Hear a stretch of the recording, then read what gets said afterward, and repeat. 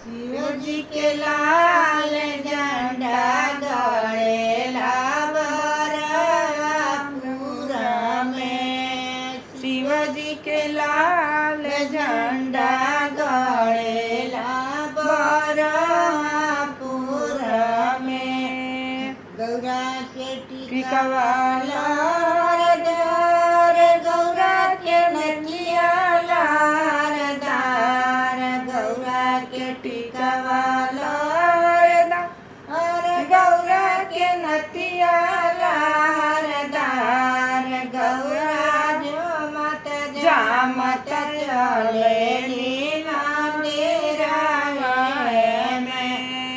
गौरा झूमत झामत चलेली मंदिरवा में। शिव जी के लाल झंडा गड़ेला बरपुर में।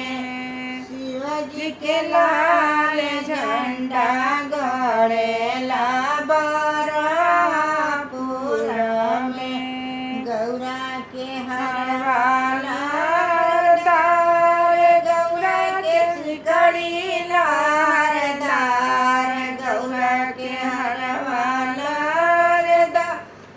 गौरा के गजला लहरदार। गौरा झूमत झामत आवेली मंदिरवे में। गौरा झूमत झामत आवेली मंदिरवे में।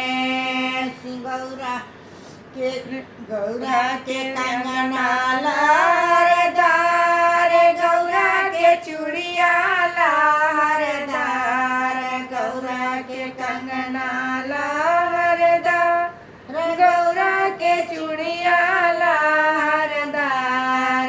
गौरा झूमत झामत आवेली मंदिरवे में। गौरा झूमत झामत आवेली मंदिरवे में। गौरा के मेहदी लहरदार, गौरा के चुनरी लहरदार, गौरा के मेहदी लहरदार, गौरा के चुनरी लहरदार। गौरा झूमत झामत आवेली मंदिरवे में। गौरा झूमत झामत आवेली मंदिर